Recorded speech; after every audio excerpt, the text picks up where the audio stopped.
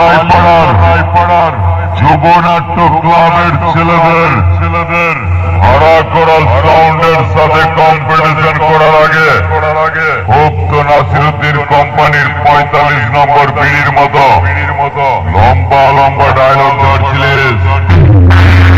Dialogue ছাড়া বন্ধ কর। তোদের মতো এক টাকার ডায়লগ না আমার পকেটে এক বান্ডিল বিড়ির মতো পড়ে থাকে।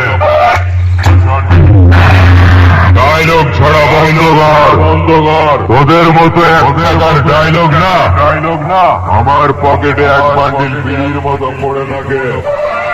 তাই বলছি আমার সাথে বেশি কম্পিটিশন করার কথা বলিস না। তোর এমন পয়েন্টে হিট করবো জাপানি চেন দিয়েও সোজা করতে পারবি না।